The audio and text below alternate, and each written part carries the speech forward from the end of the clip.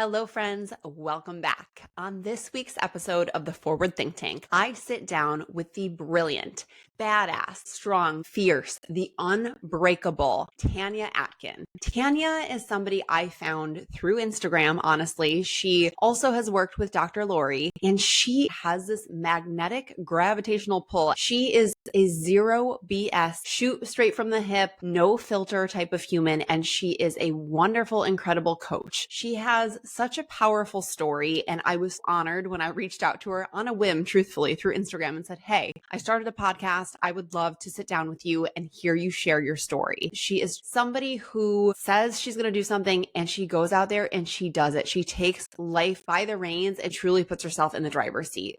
Tania has an incredible story. Just to give you a little bit of background on her, she has over 35 years of experience in the wellness field. Tania is an elite strength coach and fitness expert. She's an integrative health practitioner, a clinical therapist, and a resilience and body image expert, and a cancer thriver. As a pioneer in the health, fitness, psychology, and resiliency space, she has made it her mission to revive women from the depth of despair, disease, and emotional adversity, physically and emotionally. She resides in Canada with her family, her loving husband Nathan, and her two sons, Reese and Braylon. Diagnosed with multiple myeloma in February of 2022 and a broken back, Tania was determined to heal, drawing on her naturopathic learnings, physical fitness background, and emotional mind, and strengthening her psychological assets, tenacity, grit, and resiliency. Now, Tania is offering women in 2025 Unbreakable private coaching community. It's a built-in Unbreakable mindset, body, and life program. Tania offers full health and fitness consulting, coaching, guidance, and therapy for a full year. This private online coaching community is for women who want to win in all areas of their life. It is about removing the shackles that have been holding you back from having a life that you want. It will integrate women's health essentials, nutrition, fitness, training, healing modalities, naturopathy, medical meditation, focusing on women's health issues, emotional wellness, and psychological mindset. You can learn more about Tania at www.taniaatkin, so TaniaAtkin.com, and find her on Instagram at PsychSportTan. I will link all of this information in the show notes and description. Now, just a little bit more on our conversation, because honestly, this has been one of my favorite episodes so far. This was the first time that I have sat down with somebody who is on the other side of their health diagnosis. And you'll hear and see, it really felt like I was talking to a friend. And this is the first time that we sat down and spoke to each other face to face, or maybe the second time. I sat in on a webinar that she did last week about her Unbreakable program. And she just truthfully is such a powerhouse. It was a great conversation in the fact that I wasn't sure what to expect. Truthfully, me putting myself out there and saying I'm going to interview people that have gone through a serious health challenge. As you'll hear throughout the episode, Tania and I both agree that we don't really like to use the word cancer, speaking about ourselves, and we both have leaned on the naturopathic approach. She has that training. It sounds like she had a group of people who were her toolkit for years in the fitness industry, in bodybuilding competitions, and wanting to make sure that her body rebounded quickly and fully from all of the training that she was doing. She shares her story of her diagnosis with multiple myeloma, how she found it, what was going on in her life leading up to the diagnosis, and her biggest lessons and takeaways, and really, in my mind, how she grew from being dealt this card. Neither her nor I like to embody this disease. Tania also shares the mindset that cancer is a metabolic dysfunction. So she talks a little bit more about her tips around fitness, why she really felt that that was something that she leaned in, but also changed as she went through her healing process. She talks about food as fuel and how she approached her diet. She also talks about healing her mental trauma, which I think the emotional piece of a cancer diagnosis, or truly any type of health diagnosis, whether that be physical, mental, spiritual, it's so important to dive a little bit deeper and to take responsibility for your life. And I think Tania is somebody who certainly took responsibility for exactly what was happening in that moment.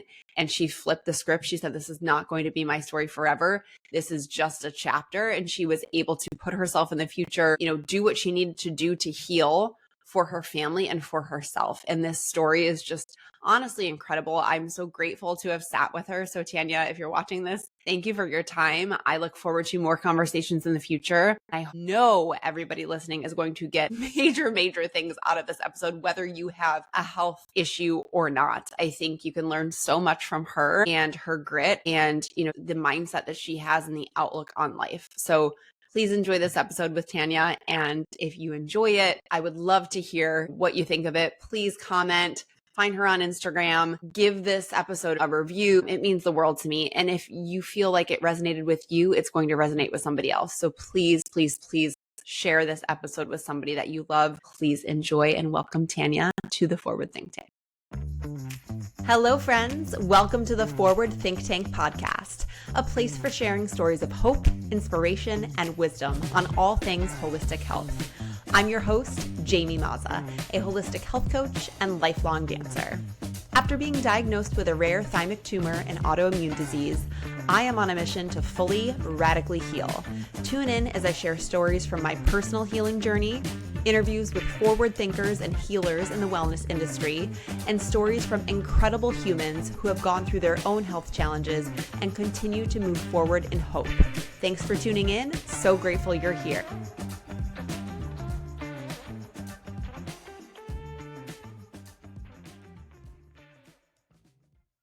Hello, friends, and welcome back to the Forward Think Tank. I am thrilled today to have a guest here who is so fierce, so fabulous. She does not sugarcoat anything, and that is what truly drew me to her completely genuine energy from day one, from that moment I found you on Instagram. Please welcome Tania Atkin to the podcast. Welcome to the Forward Think Tank. How are you? I'm great, Jamie. Thanks for having me on today. Happy to have you here. I know we talked a little bit before we kicked off this conversation, and you are the first person to be on the Think Tank who has overcome a cancer diagnosis and who is thriving. And I truly mean that. From the moment I saw you through Dr. Lori's Instagram feed, I started following you. I was like, yes, like your mindset, your strength, your perseverance, and just honestly, your magnetic energy is really what drew me into you. And then I started paying attention to your content, and you were such a light for me that you obviously didn't even know because we didn't know each other. I started following you, and I'm like, I needed to see your light. I that was so inspiring and motivating for me when I first got hit with this diagnosis. It's like, okay, I need to surround myself with people who are powerful. And I'm so thrilled to have you here. So thank you for your time today. You're welcome. I'm glad that I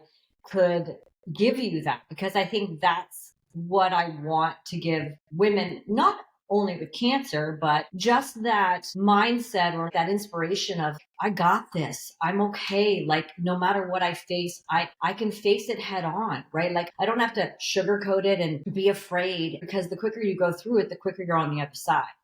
Right. Yeah. And so you have to put your brave panties on, and you just have to go, like, just go there. You just can't think. You just have to do, right? Yep. Just do massive action.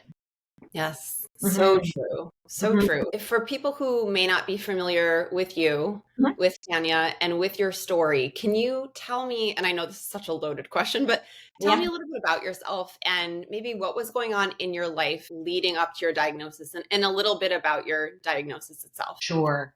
So for those of you who don't know me, I've been a competitive fitness athlete. Well, I was a gymnast as a child, and then I got into competitive women's fitness from Miss Fitness Canada to like multiple different associations. So I've been actually competing as an adult since I was about 19 on the circuit, like multiple times a year, maybe twice a year, but I've lost count the amount of shows that I've done. So I've always been in the fitness industry. I've always been in naturopathic consulting, and then in mental wellness. I'll call it mental wellness. I was in clinical mental health as well, but I guess I don't align with that. But I did work very clinically in that as well. And I've always worked as a coach. So during high school, I was always teaching fitness classes. That's kind of like, you know what I mean? That's how I was making money. And then I was a personal trainer, and then I was an elite coach, and then I just kind of went from there. But that's always been my base. Like, fitness has always been my cornerstone to life, right? Yep. So let's kind of fast forward many years, many preps, lots of up and down dieting, tons and tons of working out and choreography and travel. And so I was turning 50 because I'm now 53, but I was turning 50. And I said to my husband, okay, I'm going to do my last pro show and we're going to go to Vegas. So I'm going to prep one more time just for kicks and giggles, right? Get all the costumes. And so I prepped to go to Vegas in, was it 2001, I guess. I was feeling fine. I had a great prep. And mind you, because I've been competing my whole life and because I've already been in the integrative space my whole life, I've never not been in the integrative space. So I have a team of people following me anyways. I have an endocrinologist. I have my own naturopath. I have other people who check my blood regularly every 3 months to make sure I'm flowing in and out of my preps properly. Wow. So my thyroid's functioning well, like my hormones are good, like, cortisol's all right. So I've been Dutch testing. I've been doing all the things I needed to do to support my body during my fitness career, because it is hard on a woman's body. Absolutely. Yes. So I was getting my blood check and everything. So I did my prep. I got extremely lean and extremely tiny. Usually my on-stage weight is about 111, 112, lean and muscular. Yeah. And I was lean and muscular, but my weight was like down to like 107. I had never seen myself like so lean. Okay. So anyways, I was feeling fine. I wasn't fatigued. My workouts were good. Everything was good. Mm-hmm. However, with that said, as a fitness competitor, sometimes women really experience metabolic damage. Mm-hmm. Insulin resistance, from the cutting the calories to reversing out to eating more to just back and forth, back and forth, back and forth. Yeah. Yep. So I come out of my show. We booked a family vacation. It was all good. I went on stage and I knew at that time I was done. Like, I just did it for fun. I was done. I didn't care how I placed. And I didn't place very well because I was really, really tiny. And that was probably the first time I didn't place well. I've always placed top 3 or winning. So, and I was okay with it. I was just like, I didn't care. Right. So we had a nice vacation, came home, and then all of a sudden I was feeling pain in my sternum and pain in my ribs. And I'm thinking, costochondritis, there's something wrong. Like, I must have done something. And I thought, I can fix myself. I can rehab myself. I pretty well could diagnose myself of anything. So I go to my team members and I'm like, okay, like, check me out. Like, what's going on? It's probably costochondritis. No problem. We'll do this. Started trying to like rehab myself. Nothing was working. All right. So I was going to train to do something else. I was at the gym one day and I was under a hack squat, which is loaded on your shoulders. And I was deeply squatting and I lost my legs. And I was like, what? Wow. The hell? But lost my legs in that. This feeling was so bad that I had never experienced that type of feeling. So just to kind of fast forward, that's when I actually compressed. I broke my back. I broke my T9 spine. It compressed 50%. So at that moment, it broke and there I was. Finally, I got an MRI, found out that my spine was busted. But then all these other things were kind of going on. My husband and I had traveled to Florida. We were looking for some property and I was bleeding out of my nose, and I don't often get sick, like, once or twice a year kind of thing. And I was like, oh crap, I have a sinus infection. Did all my natural stuff. And I was like, I think I need steroid drops. So I'm going to go get some steroid drops because it was bleeding profusely. And I was like, what the hell? And so in that space, my doctor had told me my iron was really low. So they wanted to retest in 6 weeks. And I said, no, let's retest in 3 weeks. Because something in my brain was like, I'm not waiting that long. So I retested. So I was hemorrhaging out of my nose. It wasn't stopping.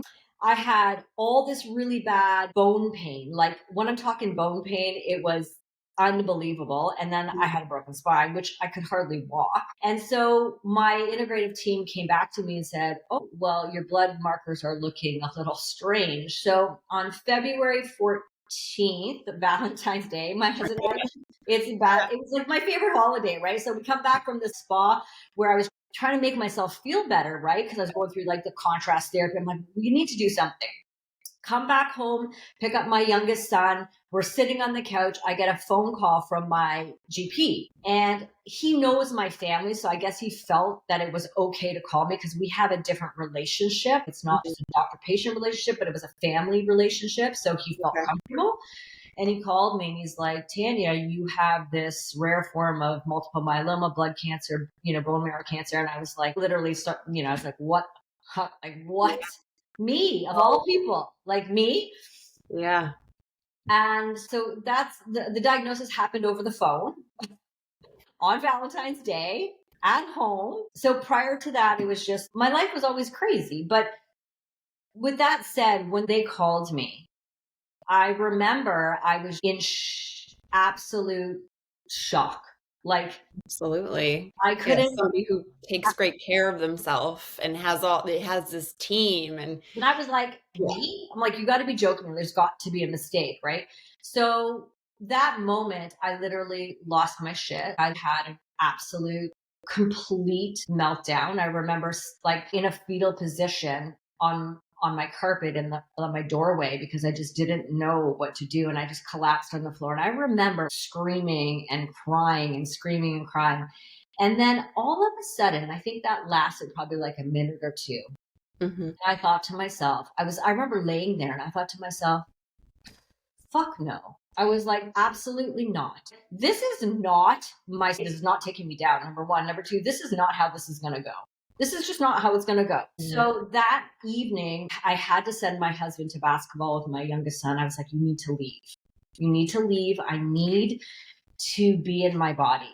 Mm-hmm. And I literally just put my earphones in. I listened to some of my favorite music and I just sat with my body and just tried to talk to it and just tried to somaticize everything that was going on. And I'm like, okay, you need to give me some indication as to what I need to do now, right? Tell me what I need to do now, because I know that this is not my body. This is not what's happening right now. And how powerful is that? I mean, so many people walking around in this modern world, we are so separated from our body. I mean, of course, you have that naturopathic and the mental health counseling, like all of these things. You've been a coach, you know what it means to just bring it back to you and talk to yourself. So the fact that that was your first course of action after you had that moment of panic, I love that. So sorry, continue, because it's just, need to do that. We're so far removed from that. I'm not tooting my horn, but ever since I was young, I have a very intuitive gift. If something's wrong with someone's body, I generally know what to do. Like whether coach them, whether it's an exercise, whether it's a rehab, whether it's like a diagnosis. Like if someone says to me, I have this, I'm like, okay, multifidus, QL, like I get it. Yeah. It's just something in me that I have that I can't explain. And people have said, how do you know? I'm like, I just don't know. I can't explain it. It's a gift. But at that moment, I knew why it happened. I knew why it happened. I just needed to go to some really dark places to get out of it. And I was like, okay, I know why you're sending me this. I know this cancer is a gift. It is here to save my life. And I need to do the things that I have been avoiding for a very long time. Because as a high achiever, a perfectionist, I've spent all of my life, my entire life, feeding my energy to other people, fixing other people, physically, emotionally, mentally. I have spent all my time making sure everybody else was good, except for me. But I always looked good and I always presented well. I always looked like I had my crap together, which I kind of did, but also was quite a facade in that Tania's perfect. Like I have a perfect life. My physique's perfect. I look okay. I look like I got my shit together. You got your shit together. But that doesn't mean that all of the emotional conflict that I needed to deal with, that I dealt with, but I didn't, because Tania had to be strong. That was my superpower. I had to be strong. And so the lesson that I learned was, it's okay not to be strong. Yes. And I had to let that go. And that was really hard for me. I can imagine. I mean, I know you're a mother to two boys. very handsome sons, you've got your husband, you're all these people. I can relate to so many things so far in your story that it's almost like, whoa, I feel like I'm looking in a mirror a bit. I mean, I grew up Totally. dancing, so just having that athletic, competitive mindset. I taught fitness, I coach people now. It's just like people looked at you and they're just like, you're the healthiest and I'm sure you got this too. Like, You're the healthiest. you're the healthiest person I know. How did this happen to you? But I also learned cancer has taught me that, first of all, I hate using the word cancer and I'm not going to use it very I do often. too. It's a chronic condition. It's Yep. a mitochondrial, it's a metabolic issue that we all have. It's an adaptation it's the way that our cells are adapted, period. Yep. Okay. And so, I can't even tell you how many times I walked into a group fit class or group training class and I'd be like crying a minute before, and the day that you pop into your class, you're like, all right, guys, let's go. Yeah. You You know, put on the happy face. It's like you this. put on the face, but then you're exhausted after emotionally. You're just like giving, giving, giving, Yep. and then you're emotionally exhausted. So the thing is that with me, I had to go, like, I had been through a lot, like you saying prior to my diagnosis, I had gone through a lot of trauma, a lot of different things that I was always just adrenaline power throughing. I was using my adrenaline to power through. So I was always in that sympathetic response because I needed to get stuff done. I needed to make sure my kids were good. I needed to make sure my girls are good. Everything was good. Yeah. Nothing was going to stop me. Yeah. But I had to stop myself and go, holy crap. These are all the things that contributed to dis-ease, because unresolved emotional conflict will always, always result in some kind of illness or chronic condition, period. Whether you see it on your skin, whether it's colitis, whether it's cancer, whatever it might be. And I wasn't exempt to that. And I really thought that I was an exception to that rule. And then it kicked me in the ass and said, you know what? You're not an exception to that rule, but because you're one of the strongest souls I know, you're going to get one of the worst diagnoses. There you go. Have at it. Because what happens, I did a lot of recall healing with my psychology mentor, because that's kind of how I got through it, is that I needed to do a lot of subconscious reprogramming. I had to go there. And so the brain will always, always send you the right program, the right biological adaptation, the right disease profile, the right wherever it's going to go to save your life. It's going to send you that message, because thoughts, what happens in the mind first will always happen in the body. And prior to my diagnosis, despite the fact that my life looked picture perfect, I got up every morning hating my freaking life. I was like, I hate this. I hate what I'm doing. I've had enough of this. And the negative self-talk was bad. It was bad. And for no reason. Yeah. And I was stuck in that cycle, and I was afraid to get sick. And so what you fear will appear, 100%. It's interesting to hear you say that. I mean, to see obviously you on the other side of this healing journey, I'm seeing some of these Tania talks, and you're putting things out there, like you said, no filter, no BS. And I love that. I think maybe there was a learning curve there, or maybe that was the way you were talking to your clients. I noticed I would always be the one to, of course, coach my clients, get them through, see, whatever it was, wherever the gaps were, the voids that they needed to work on. But then for me too, it's like I was my own biggest critic all the time for no reason. I find it very easy to tell people how to fix their lives. I do. I'm really, really good at it. But was I implementing everything that I taught them in my life? I wasn't, even though I know what to do. For me, I think the things that I did that were most important for my own healing at the beginning was forgiveness. I had to do some deep, dark forgiveness, especially with my dad. I had to go there so hard. And like a lot of family stuff, I had to get rid of my resentment and my anger. And that was really tough, because I was very angry for a really long time. And anger, for me, it just manifests disease, period. So forgiveness, anger, I mean, I had to go through a lot. I don't know if you're familiar with like Brandon Bayes and the campfire process. No. It's a lot of the stuff they do it for Hope of Cancer, but it's kind of going back through your life and bringing the people in your life that you need to forgive. You need to tell the people the things that you need to tell them in order for them to be released from your soul, so that you can move on, right? So that took a long time. But and my dad actually passed, like it'll be a year and a bit now. He passed. Um, and it's funny because during the time he was in the hospice, we actually had a better relationship than we did for many years prior, even though we had a good relationship when I was a kid, but like it went really astray in the middle.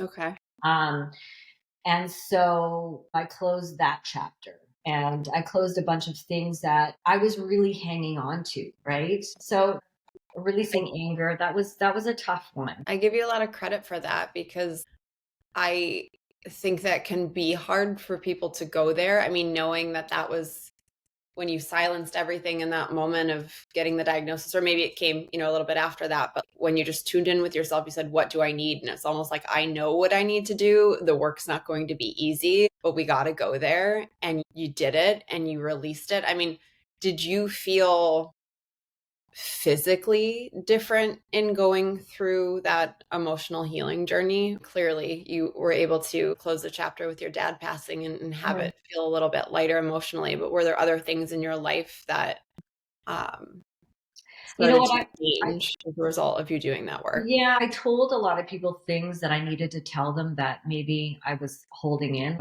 My throat chakra was bound up like crazy.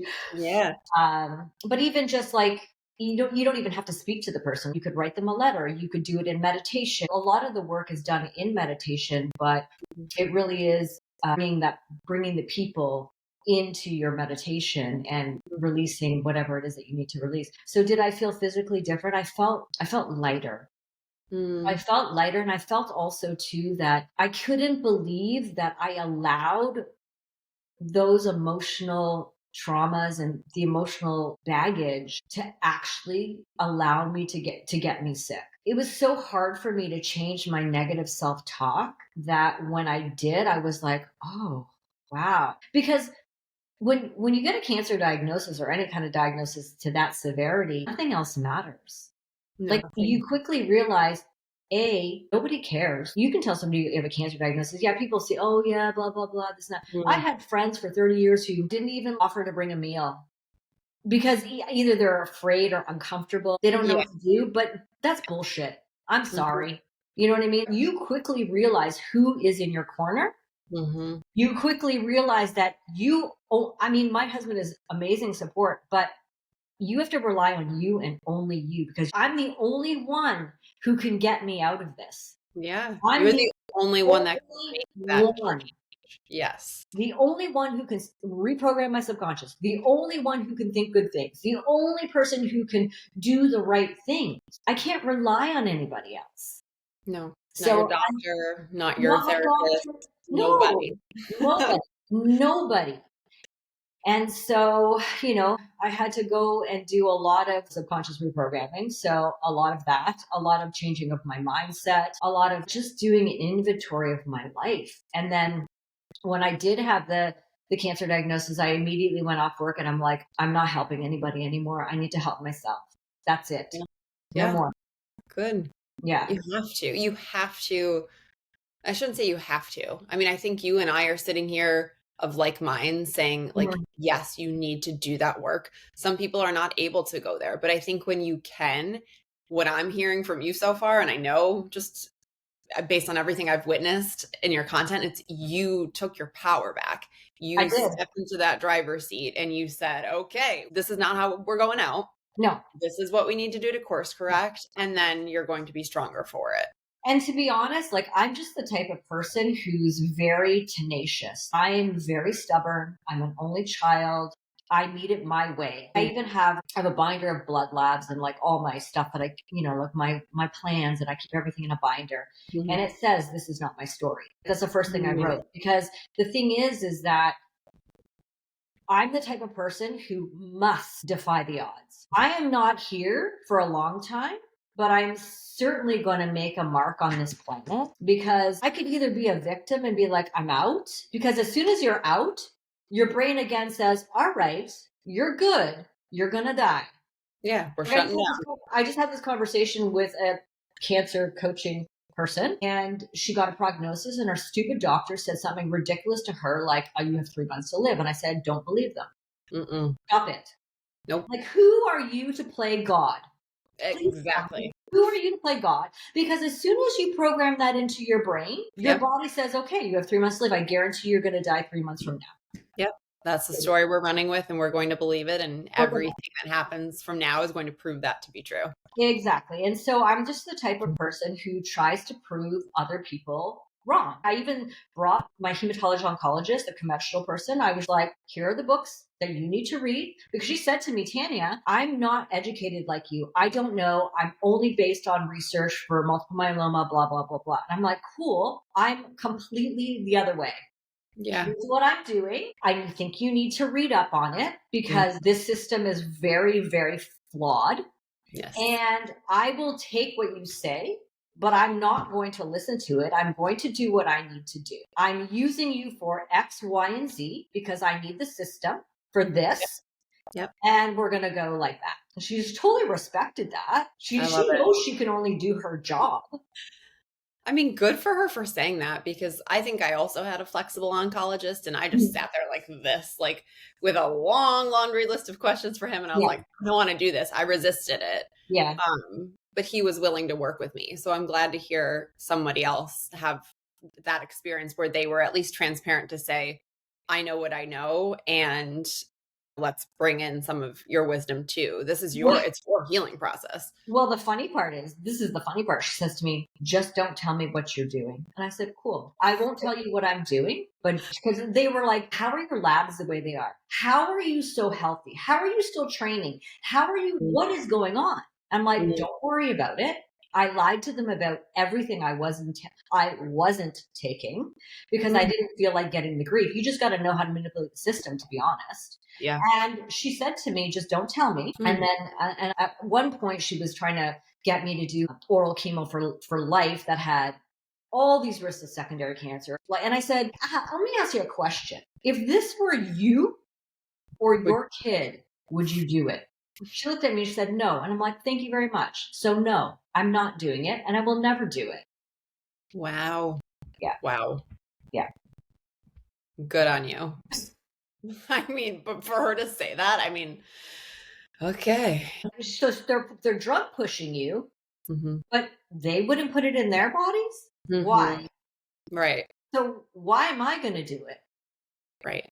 I know what happens with chemo. I know. So you've talked a little bit about mindset. I know that you were continuing to, in whatever capacity, I'm not sure, but I know you were continuing to work out and strength train, albeit while having a broken back going through this diagnosis. So what do you believe were the top 3 most important tools in your recovery? It sounds like mindset maybe was one. Correct me if I'm wrong, but what would you say was Yeah, the subconscious reprogramming for me, I think I'm opposite to a lot of people. A lot of people get these diagnoses and they're like, oh, I got to work out. I got to change my diet. I got to do this. Well, I was doing everything right-ish.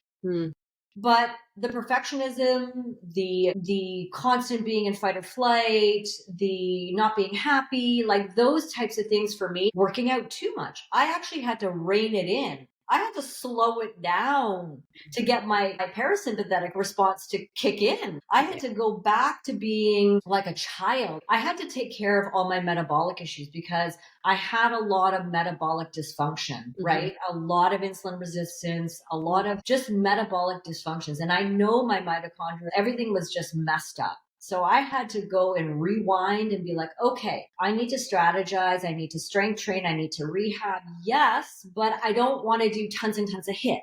I don't want to tap my nervous system out. I want to eat more food. I don't want to diet.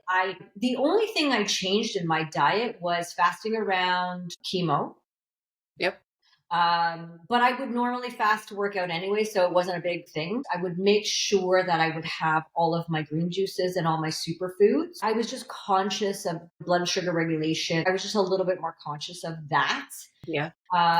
For a very snippet part of my life, I toppled with the idea of reducing my protein intake because I didn't want the amino acids to be like a growth factor. But then I did so much research. I was like, this bullshit. No, I'll forget it. Not doing it.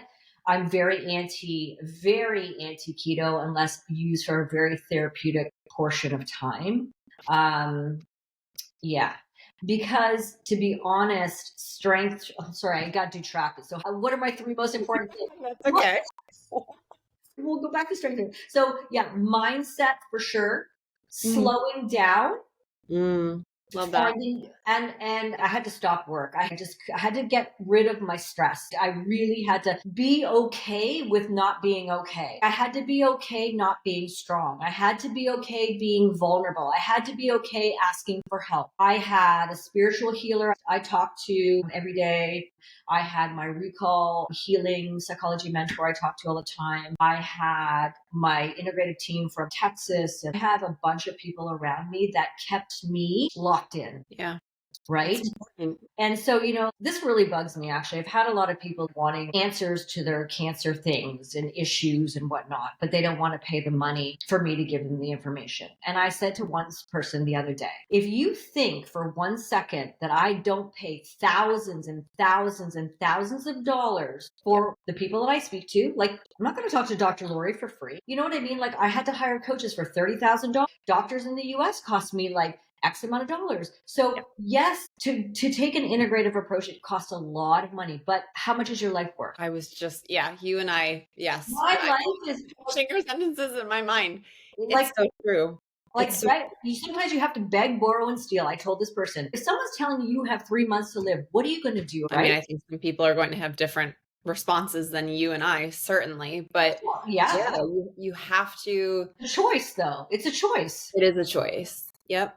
Right. And I'm saying this knowingly, still going through it. I mean, I made a joke the other day when I was being interviewed with a friend of mine on his podcast. I'm not even looking at the money that I'm spending and investing at this point, because it's an investment. It's an investment in my healing, and it doesn't matter. Like you said, nothing matters when health is out of whack and a major health bomb gets dropped on your timeline of your life. Nothing else matters. The job doesn't matter. The Instagram doesn't matter. Who's following you? Your family matters. Your health matters. You matter. Yeah. And that's it. You have to ask yourself, do you want to be here in 5 years, 10 years? For me to get through what I got through is because I have 2 boys who look up to me, and over my dead body, was I going to leave them behind and be like, Mom tapped out? Because I had to have really bad conversations with both of them. Like, in fact, I made them both memento boxes with all of their baby stuff. I had to write them letters in case I had to leave, in case my time was up. I made them their boxes, and I said to them, look, I'm going to give it my best shot. I'm not planning on dying. If you are listening to this episode and thinking, I have a serious healthcare diagnosis, I've been dealt the cancer card, I want to have support around ways I can heal myself using naturopathic healing, and I need somebody who gets it, please take advantage of this opportunity to work with my naturopath, Dr. Lori Bouchard. Dr. Lori was nice enough to offer a free 30-minute strategy call to dive deep into your personal needs, understand more about your unique diagnosis, and see how she could help. So if you have been listening to my episodes, maybe you listened to my interview with Dr. Lori recently, we talk about cancer as a metabolic disease. And when you look at it from that lens, you need to work on your metabolic health, whether that is focusing on your nutrition, focusing on certain things in fitness, maybe fine-tuning your supplements, working on the mental health healing process. This is all encompassing and something you'll learn in the Metabolic Cancer Reset Program. This program is designed by Dr. Lori. It is an incredible program where not only do you get one-on-one time with her, you dive deep into your lab work that you look at in a very specific naturopathic lens on a monthly basis. You also get access to her weekly group calls. So it is a great way to have resources, connect with other people who are going through something similar and who can understand what you're going through. You also get a program with Dr. Lori. So in her Metabolic Cancer Reset Program, she provides multiple videos talking about getting into ketosis, about nutrition, about fasting, different ways to even work with the conventional side of treatment. If this is something you're interested in, or maybe you're thinking, I really want to send this information to a friend, to a coworker, a family member, a significant other, somebody else who may be dealing with a significant healthcare diagnosis of their own and they're looking to get support on their healing journey, Dr. Lori is providing a free 30-minute strategy call. Take a look at the description of this episode. I will link it below. I promise it will change the game in terms of your healing process. So I hope you enjoy, and thank you, Dr. Lori, for that gracious offer. I really am not. I'm going to do everything in my power because I want to be a grandma. I want to travel. I had a picture in my brain. I did a lot of Joe Dispenza, of course, right? We all do. I locked into the fact that this is where I want to be. And this is what I need to do to get there. And I don't you have to find, I call it a deeply profound motivating factor. That could be divorce, it could be disease, it could be a wedding, it could be anything that propels you forward. For me, I want to see my kids get married. I want to be a grandma. I want to, spend time with my husband away in Europe. I want to work. I want to help people. Like, I want to be here. People are like, what the hell did she do? That's what I want, right? So yeah, mindset, strength training, all of my integrative therapy. There's so many things I can attribute to, being a badass that you are sitting here right now. I know that the physical piece, and it sounds like it did evolve during the healing process where you did step back a little bit. You were stepping away from some of the high cortisol type workouts. And I feel like I did the same. It's like, okay, I've been walking more than I ever did in my life, doing more yoga, but knowing that you were able to nurse yourself back to a full recovery, healing your broken back. I've seen the videos of you, continuing to strength train. And I know where your mind is a bit and the importance of strength and muscle in terms of recovery and health. Like, what role did the strength training play for you in that recovery? And why was that so important to you? Okay. My favorite topic. I used a lot of my Pilates training to rehab my back. That's what I did. So I did a lot. I literally couldn't even pick 2 pieces of paper up and walk. It was so bad. I had a treadmill downstairs and I had to hang on to the side rails because I couldn't move, right? So I did a lot of Pilates. I did a lot of walking. I just did a lot of rehab for my back. But I also continued the strength training. The role that it plays for me in my life, period. First of all, movement is, for me, is meditation. That's where I get most creative. That's where I think. That's where I'm okay. As a fitness person, it's almost like self-medicating working out. So I had to switch that, right? I stopped working out to look aesthetically good, but I started working out to be metabolically healthy. So there's a very big switch between the two. And like, even as a coach, when you're programming for aesthetics and you're programming for medical health reasons, completely different programs. I kind of used my knowledge that way and then said, okay, we've got to change things around a little bit. I have to be kinder to myself, a little more gentle, because I have to work my way up. But what strength training is for me is a barometer of my health. So I know that if I'm strong in my workouts, or if I'm seeing progression in any way or form, like whether it's mobility, flexibility, functionality, strength, am I lifting more? Is it feeling better? Am I feeling more balanced and strong? I know that I'm progressing. So it is always my barometer. Even to this day, even if it's a kind of an afterthought. If I'm in the gym and I have a bad workout, sometimes my mind goes there. I start to think, is something up? And then I'm thinking, no, maybe I just didn't sleep. Da, da, da, da. But so long as I'm progressing and I'm getting stronger, I feel like, okay, I'm good. I'm good. What people don't understand is that strength training and metabolic conditioning is by far the best hormetic stress, like the best type of stress for the body, better than fasting to get into autophagy. Okay. So strength training, I mean, I could list the benefits, but like the really important benefits is mitochondrial adaptation, increased natural killer cells, bone formation, hormone rate, all the important things that we need. All the adaptations are much stronger. Hormesis is a stress. It's a better stress than fasting. And so I always use it as my tool. Really, truly, I preach exercise is medicine. I don't go off on the whole fasting thing, because women technically should not be doing warrior fast where it's like 20 to 4 kind of thing. Like we just get into that sympathetic response too quickly. We're different than men. Like a 12-hour fast for us is good. We need to eat like 90 minutes as soon as we wake. We have to. I do long fasts sometimes, Sure. but for me, 18 hours max, 18 to 20 hours max. But the thing is when I fast too much, I can tell my cortisol is going up. and I feel like shit, to be honest. My body looks bad. It's inflamed a little bit. And I have to play around with the fasting. I always intermittently fast because I think it's really important. I don't ever eat 2 hours prior to bed just for digestion, like just so I can really recover. And generally speaking, I do mimic fasting. So like just a tiny bit of protein and grains, and then I'm off, and then I'll eat after.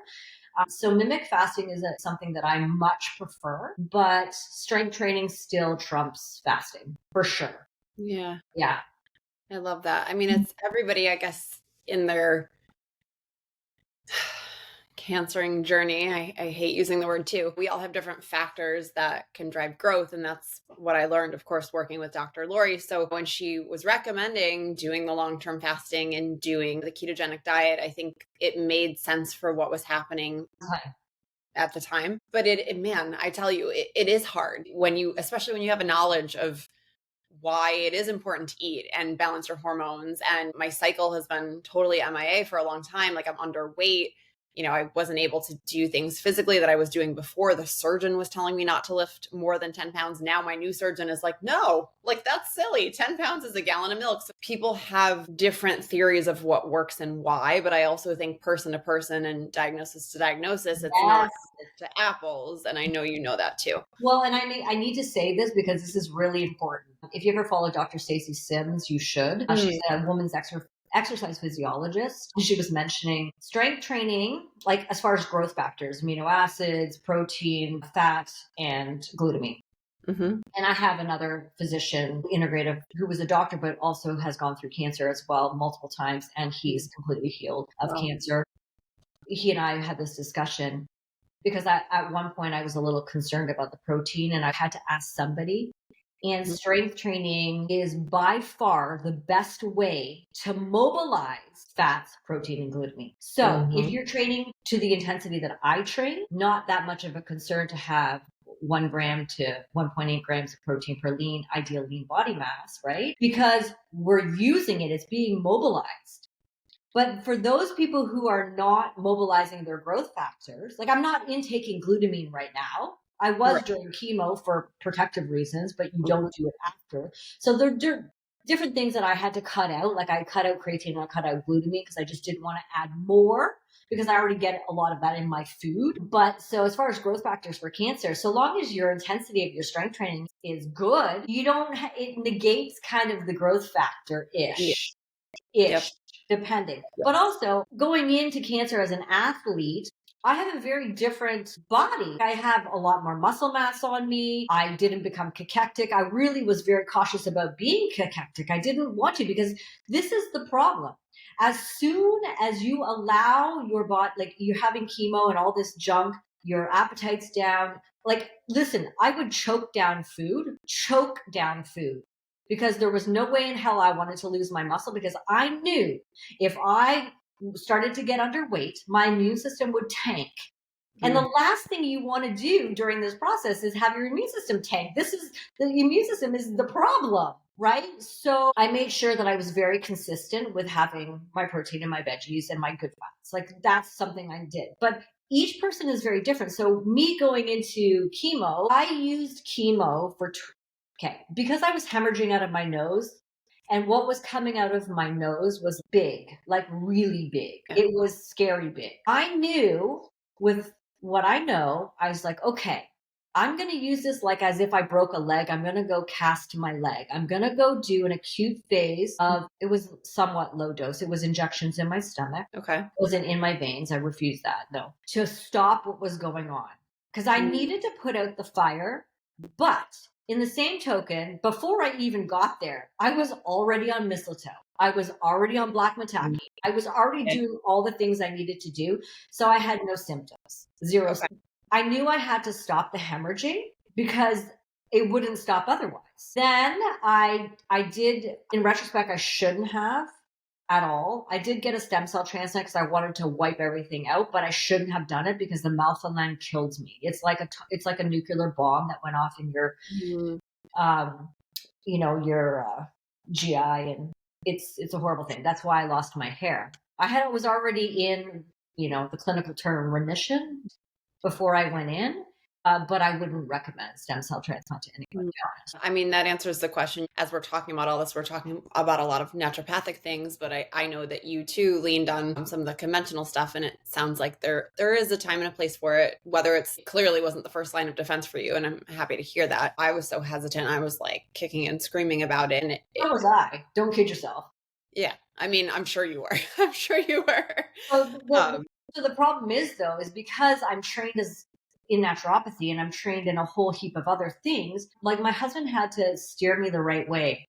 Because I'm very against the medical model in general. I always have been. So I got into medical school. I was going to go to Florida U or Boston U. I was off to be a forensic pathologist. And I denied my acceptance because when I got in, I was like, this is so morally against I was so not aligned morally. I was like, I can't do this. Like, I just don't believe in what they're doing. So I backed out and I went to 4 years of naturopathy college, right? But so going in there, I was just like, I know that I'm doing the wrong thing, but I have to do it because it's acute. It's like going to trauma medicine. Trauma is like going to the ER. I needed to stop the hemorrhaging. In order for me to be able to take these drugs effectively, I had to stay in a placebo effect. I had to stay in the mindset that this is my bright light. This is coming in to heal my body. This is not toxins. These are not poisons. My body understands what I'm doing right now. I had to trick my mind and my body into understanding that it's okay temporarily because I was supporting integratively. I knew I wasn't doing everything they asked me to. I lied. I have to be honest. I lied a lot. And it was like, yeah, sure, no problem. But was doing none of it. And so I think in small dosages for the right reasons, it might be okay if necessary. And what a good point too, and really getting your mind and your body to cooperate as you're going through that experience with the conventional treatment. The first time I tried, but I felt so much resistance. And then I went through it a second time and I didn't see great results, unfortunately, from the conventional stuff. So I have to kind of like table it. I can't look back and resent it. It's like, it was what it was. It helped a little bit. It did some of the things we wanted it to do. But I remember the second time around, I was like, I really need to get my mind on board with this. And my husband would pray over those bags. And, we would do all of the things that we could to feel as aligned with it as we could, if that makes sense. 100%.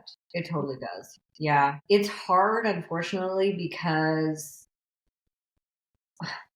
I'm going to pull a statistic here, but 1%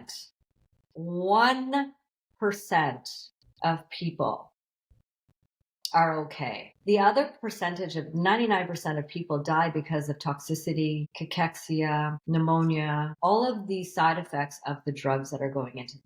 Not of the primary issue, not of the cancer or the this or the that. This is the problem. So if you are going to do conventional therapy, you have to be sure that that's the right choice for you, because chemo kills. Period. And you have to be supported, I think, with other things. And I think you have to be mindful of what they're always suggesting. Because remember something, a lot of the drugs are suggesting. This is a story that people would love to hear. So I talked to the head of multiple myeloma at Princess Margaret. She's head of. And by chance, I was like, I need to talk to this girl because it was about the oral chemo that they wanted to keep me on forever for no reason. I didn't have any active cancer. And she said to me, I said, well, this particular medication has these side effects and like a 55% chance of secondary cancers. 55%. Okay. And in multiple myeloma, we have to be very concerned about kidneys. And so this particular drug is very, very, very bad for your kidneys. And she says to me, well, Tania, and I caught her at home on her phone. I called her at home. And I said, so tell me, like, do you really feel like this is necessary to, And she's like, well, and I'm like, but the secondary cancers is a really high and I could develop this. And she says, well, Tania, don't worry about it. She's like, if you develop this secondary cancer, we have medication to deal with that. And I said, yeah, okay, thank you very much. Never again. Yeah. Got the answer I needed. Yep. Yeah. I was like, are you kidding me? You're kidding me right now. You're okay with this? Nah, they just want to keep you sick and in the system. Yep, there's money to be made there. I hate to say that. I think you and I have similar feelings about that for sure. Yeah. So to shift gears, what do you feel, I guess, twofold? So what was the biggest lesson that came out of getting this diagnosis? And then on the other side of it, what was the biggest gift that came out of the experience? Oh, goodness, the lesson. Huh. Well, I think I touched on it that whatever happens in the mind happens in the body. The lesson is that God, it doesn't matter what you believe in, God, universe, whatever it might be, doesn't do this to punish you. It happens to you because you can handle it.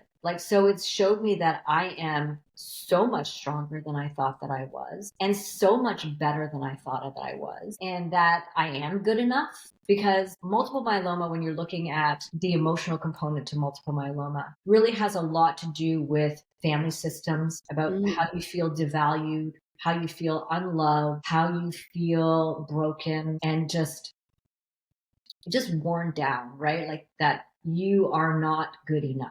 And I think it's taught me that I'm more than enough, right? And I have so much to offer, and that I don't know why I shelter myself or hide, right? Because even though it appears to people that I'm really strong, as a perfectionist, you suffer with imposter syndrome a lot. And I think most very intellectual, smart people do. And now I just show up. I would never, I'm shy. I would never want to do a podcast, or I didn't want to talk in public with lots of women. And now I just show up because I actually don't care. I just don't care. We have one shot. Yeah. So I think my lesson is finding joy, because I didn't find joy. I was lacking so much joy, like authentic joy, doing the things I want to do, not for everybody else, and being able to show up and just feeling good enough. That's so beautiful. What are some of those things that bring you joy that you've realized? Hanging out with my girlfriends, which I didn't do a lot. I love shopping. I love baking. I love gardening. I love traveling.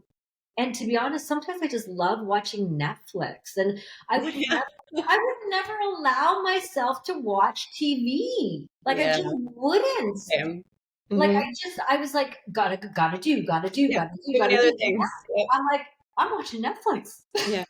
Good for you. Oh my goodness.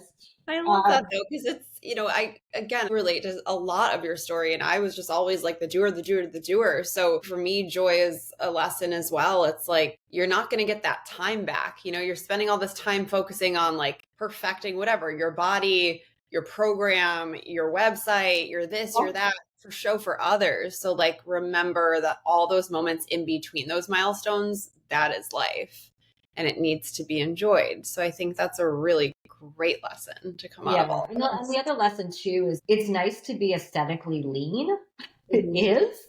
But once you change your mindset around training and nutrition for being at optimal health and wellness, your body follows. I don't try. I don't live a restricted life now. I just don't. Even during the whole process, I wasn't not going to eat a piece of chocolate because they told me that sugar is going to feed cancer. Because if, for instance, I thought that it was going to feed cancer, then it sure would. But if I'm enjoying that piece of chocolate thinking, oh, this is amazing, this is soulful, this is good for my body, it's a good piece of dark chocolate, amen. I'm good. My body is digesting my experience, right? And so even to this day, I've spent my whole life in front of food thinking, I freaking hate what I'm eating because I need to be 6% body fat. You know what I mean? I'm not going to do that. I think that was part of the problem. Yeah. You know what I mean? I mean, there are other ways to block the pathways as well, but that's a whole different conversation. Yeah. But the emotional stress that gets triggered when you look at food as the enemy, or black and white, or can have and can't have, or good and bad. It's that's energetically having such a different impact on your whole system. I agree. Like, Yeah. my naturopathic team was advising pretty strict keto. So I was, as I am, like, A+ student, I was really diligent about it for like 6 to 8 months. And then it got to the point where I was upstate for 6 weeks away from my husband, closer to my family, getting treatment. And he would come up only on the weekends because he had to come back here and work. And we would go out to dinner, and it's like, okay, we're going to go to an Italian restaurant. Like, am I going to have a piece of bread? Fuck it. I said, God bless the bread. Like, don't let it do any harm to me, and let me just enjoy it. And I have no regrets, because No. of course that's going to make the difference. I think exactly as you're saying, if that's what you believe, then that's what's going to happen. Absolutely. And I was going to say about the keto, and even I'm working with Dr. Lori as well. Like she's 5 minutes down the road from me. She's great.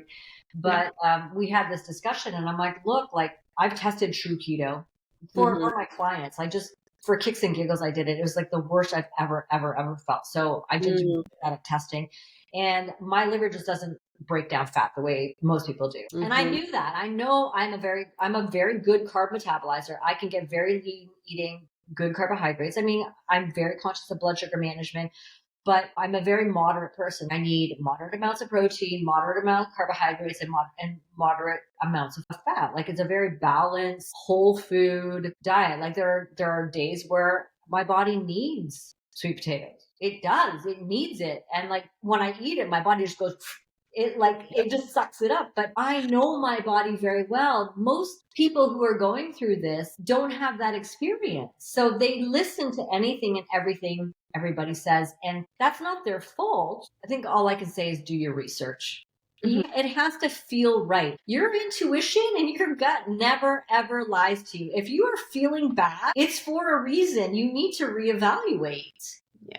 Right? Yes. That's so true. I mean, yes, I actually, I didn't feel bad on keto. It was more the very strict rigidness of it, I think. And I got to the point where, like, I love carbs. I mean, I grew up in an Italian Greek household. Like, we ate carbs all the time. Yeah. I don't think I had the same gift of metabolically being as good at digesting the glucose and then like moving it through my system. I've found that certain things can spike my blood sugar. Yeah, me too. Which I didn't realize, so that was also a great learning lesson. But I think that is why we are such a valid point of why we are so genetically different and bio-individual. Everybody is bio-individual. What works for me is not going to work for you, and vice versa. People have to understand that it's not a cookie cutter thing. It is trial and error. I change my protocol all the time. Like all the time. And I go by how I feel. I eat seasonally. It just depends, right? Yeah. Listen, you're not going to go wrong if you eat whole foods. You're not going to go wrong. Like fruits, vegetables, lean protein, and friggin' good carbohydrates. You're not going to go wrong, and some good fats. It's not rocket science. Just don't eat out of a package. Don't eat out of a can, and don't go to McDonald's. It's not rocket science. And if you by chance happen to do a fast food thing, okay, fine. The 10%, 20%, whatever it is, just, you've eaten it, get over it, move on, get back on quickly. And just do it, Don't make a habit of it, right? I couldn't agree more. So these may be similar themes that have already come up in this conversation. I guess in terms, I'm seeing what you're doing on a daily basis, what you're putting out on Instagram. I know you're still doing like your high dose vitamin C. You're of course still working out, taking care of your body, doing all the right things. What are your non-negotiables to keeping yourself healed and in remission? Okay, I'm glad you said healed first, because I do not believe in remission, because in medical sense, remission is like you're a sitting duck, you're waiting for your disease to come back, it's still there. So that's a very recall healing thing. Could you see me like consciously choosing?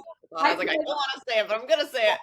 Yeah. So, and I understand that remission is a big clinical term, but from a psychology point of view, we don't use the word remission because it just means that you are actually sitting there waiting for your disease to come back. So my mantra is I'm fully healed and cancer-free always. And I carry that through my entire conventional journey. I spoke to myself, and I think I heard you say something about not fighting. And I absolutely hate a few things.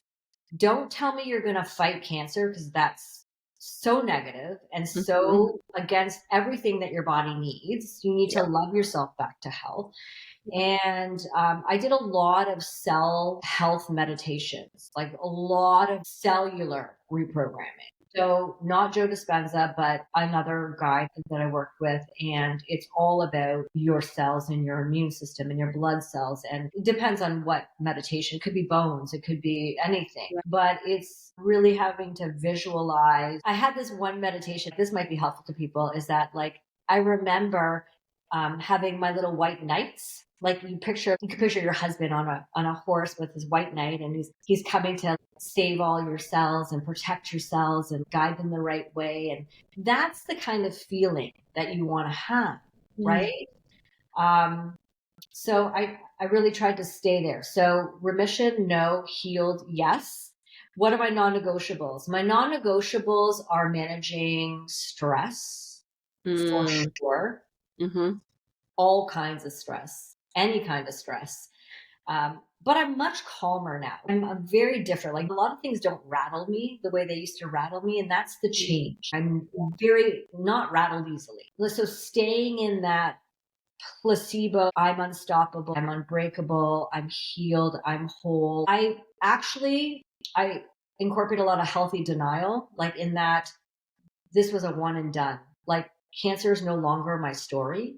I'm not a patient. I'm Tania. I associate myself with cancer at all. In fact, I try not even to write it. Hey friend, if you love to cook in the kitchen and you're super mindful of ingredients in your condiments, I need you to try the Primal Kitchen brand. I am so obsessed with it. I have been a huge fan of their products for years because they are made with avocado oil and pure, simple ingredients. They really get back to basics when it comes to quality, and it's one of the few brands that I trust when I'm buying prepackaged foods. I'm obsessed with their buffalo wing sauce. I use it for wings. I use it for chicken marinade. I use it for salad dressings, for dips, for sandwiches, you name it. But I'm also just so in love with the variety that they have in their dressings, their marinades, their mayos, and now they have these dipping sauces that are like out of this world. So if you are mindful of the ingredients in your kitchen, I highly encourage you to check them out. Like I said, they're made with avocado oil, which is so important. And when you're doing a keto diet like me, it's really optimal that you have high quality fats. So check out their brand. If you are new to the brand, you can get 10% off your first order using code JAMIEFWD at checkout. That's JAMIEFWD for 10% off your first order at checkout. I hope you enjoy. Let me know how you like it. I know you're going to love it. We'll talk about it very often because then it brings you back into that space. And that's something I don't want, right? It is a part of it's a chapter, but it's gone now. And my non-negotiables, yes, I do vitamin C once a week. People always ask me, oh, is it because you have active cancer? No, it's because the 5 years post-cancer are really important, really, really important. And so that's just something I think is massive for stem cells. My supplements are non-negotiables, 100%. My mistletoe is non-negotiable. I have my PEMF at home. I do my infrared. I do my enemas.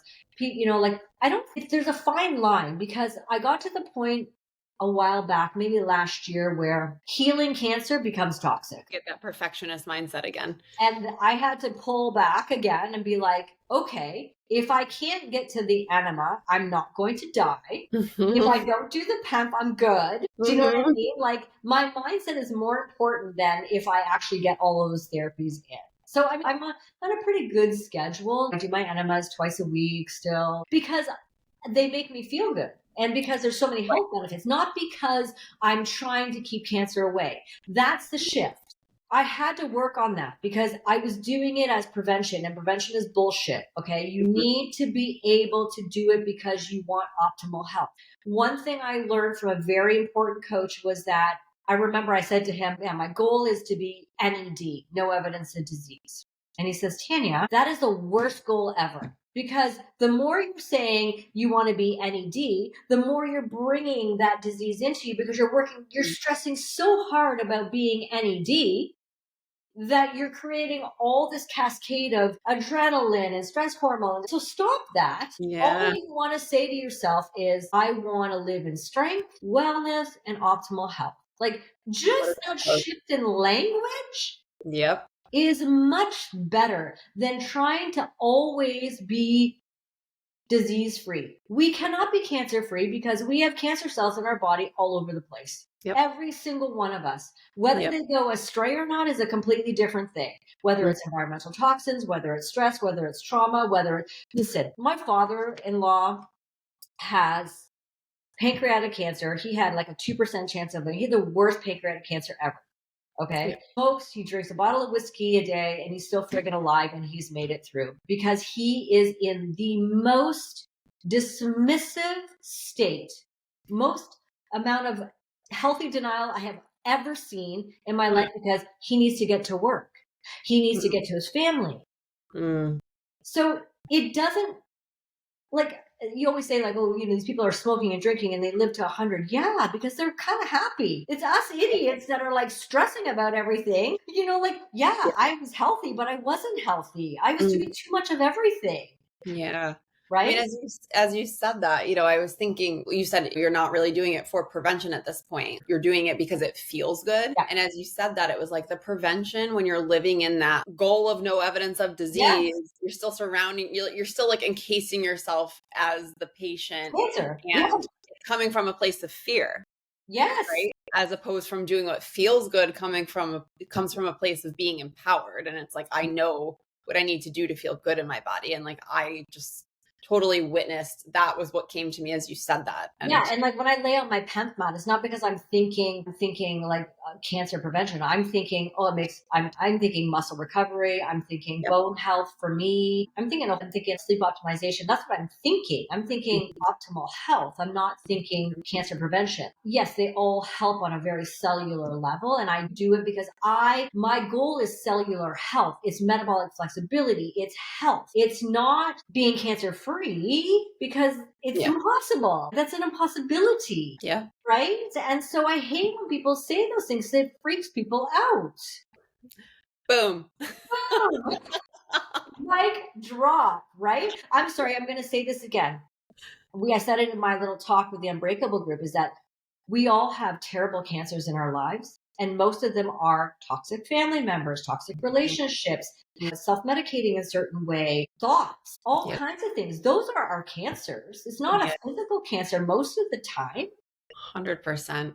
I was going back through some of your posts this morning just because I love them. And the one thing that I remember standing out to me over at whatever point this year that I saw it, it was the cancers of the mind. That just really hit home for me. So I don't know if you want to elaborate on that at all, but it was just like, as you're saying, the emotional stress piece, the comparison, criticism, like all of that, it is a cancering of the mind. And that's why I posted that. The three most harmful cancers of the mind are like criticism, complaining, and comparison. And I don't know how many times you look on Instagram and you're like, oh, I want to be like her. They have that's just like, the whole thing is a highlight reel, blah, blah, blah. Like, by the way, my Instagram is not a highlight reel. What you see is what you get. Like, I am terrible at making those videos. I don't care about my posts. I really don't. Like, I just get the information out there and that's that. Yeah, the message.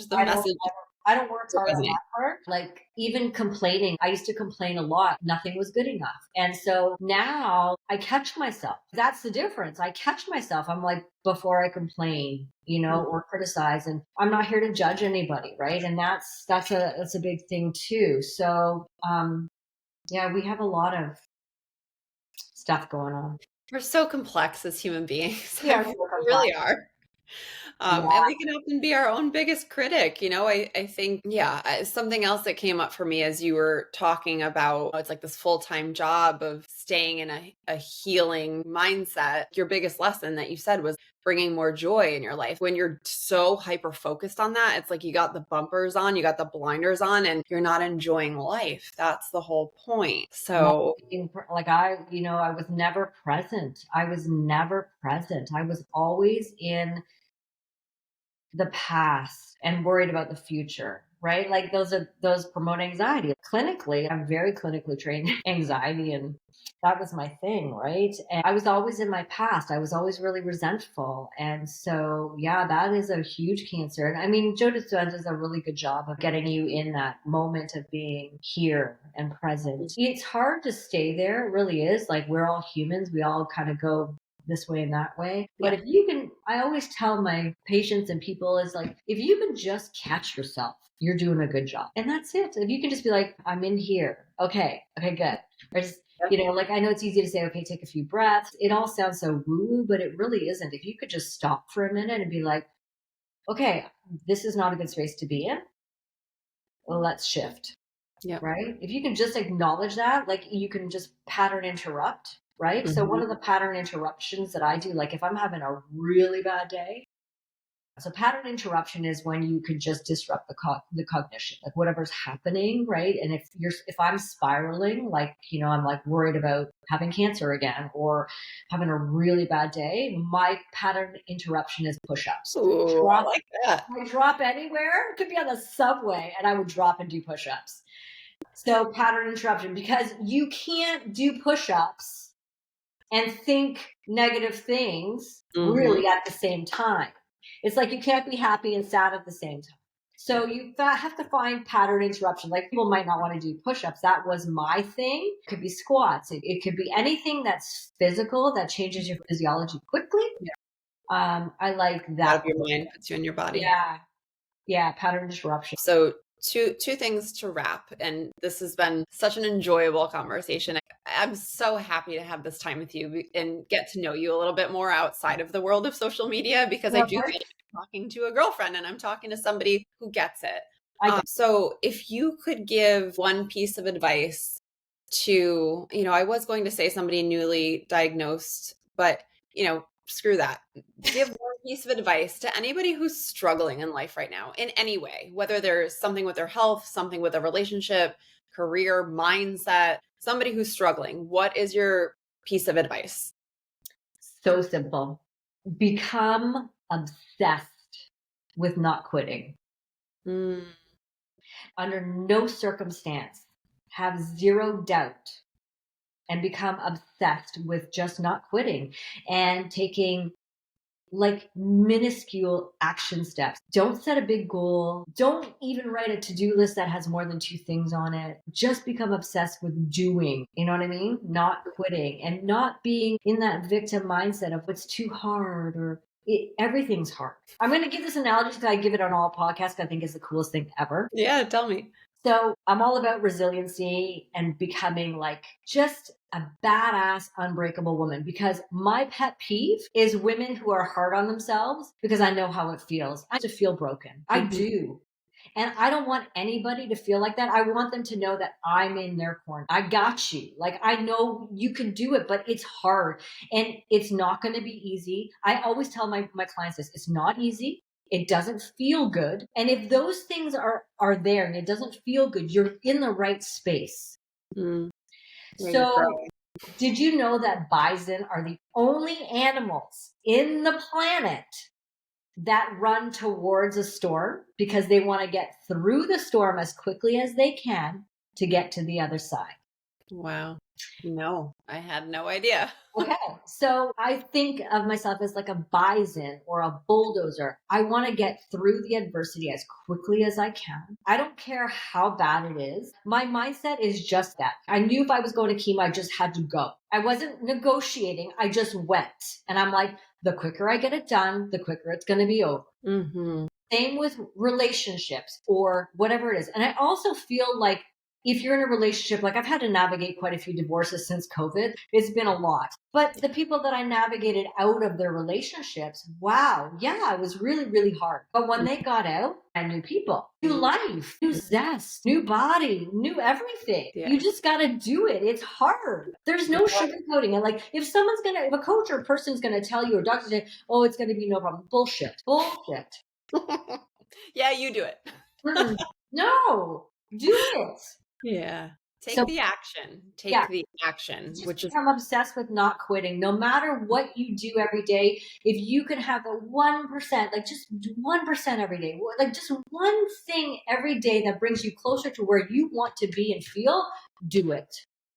I love that. Mm-hmm. I love it so much. Oh, you're welcome. Good advice. I mean, this whole episode has been full of good advice. But to wrap, you're on the Forward Think Tank. So what is something that keeps you moving forward in life? I mean, I could probably dissect it from this entire conversation, but just to hear it. So What my is something that keeps you moving? my boys are my everything. I love being a boy mom. Oh my God, my kid. I'm not tooting my horn because I worked really hard being a parent because I wasn't supposed to be able to have children. So for me to be a mom, I didn't want to be a mom at first. I was all career. I was all fitness. And then when I had my kids, I was like, okay, I'm good at this. Yeah. And they're such good boys. Like the joy it brings to see, like the joy they bring me, like when I see them play basketball or they come over. My oldest son's 24 and he comes over and he's really silly and quirky and he calls me funny things. And it's amazing to have that. The other portion of me is servicing women. Right? I am so passionate about making women hardcore. Like, I just can't explain it. That's why I started that Unbreakable 12-month kind of group because they need so much more than a doctor or a therapist. And I've done therapy for so many years and that's not what they need. They need someone because in therapy, we're very binded by our regulations. Like we're not supposed to say certain things in therapy. Yeah. And I had enough because women need to be told, get a divorce. They need to be told, stop eating that. Yeah. They need the push. They need the truth. People need the truth. Mm-hmm.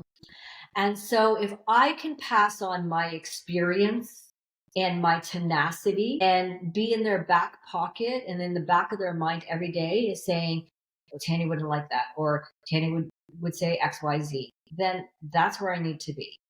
Yeah. Right? Yes. And I need to help people defy the odds because there's so much shit going on. I'm telling you, it makes me crazy. I will tell you this.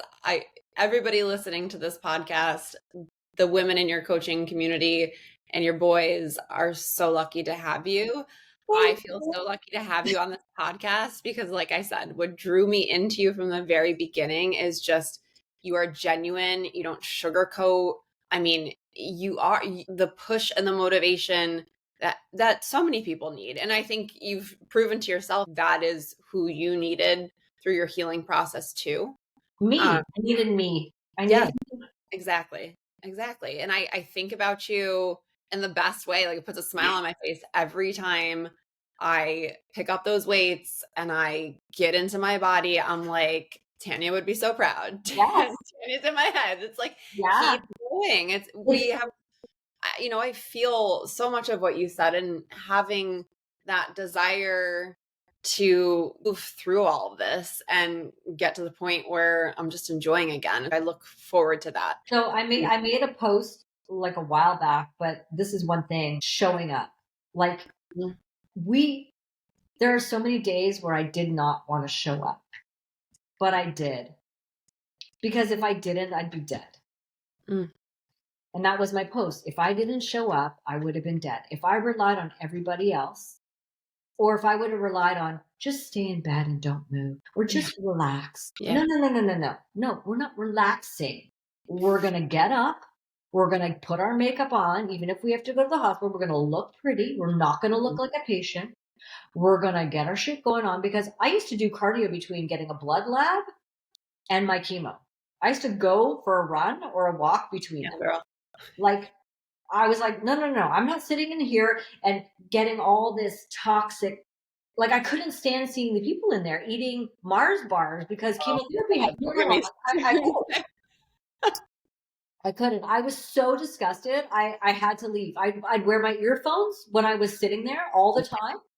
And I picked a chair that faced the garden where I was in the hospital, and I would just look at the birds, or I would listen to a meditation, or my husband would come with me sometimes. Sometimes I needed to be alone because I'm kind of like a lone wolf like that. But just show up, do something hard every single day, every day. Like I'm a Goggins fan apparently, but like I don't want to be abusive, but do something hard every day. Like I love that. That's what builds your mental and physical resiliency. I Yeah. love it. Yeah. So Yes. those are my tips. Amazing. So many tips from Tania. Thank you so, so much. This was incredible. You're Um, welcome.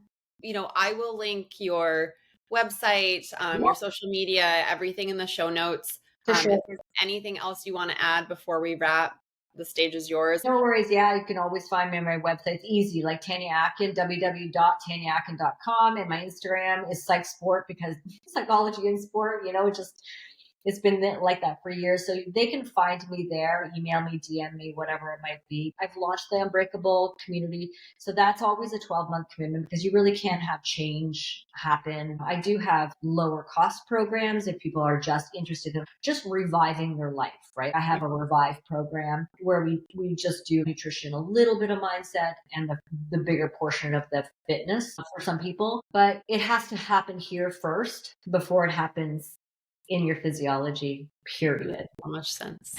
Yes. Yeah. Well, thank you so much, Tania. I You're appreciate you. welcome. I love you. I love you too.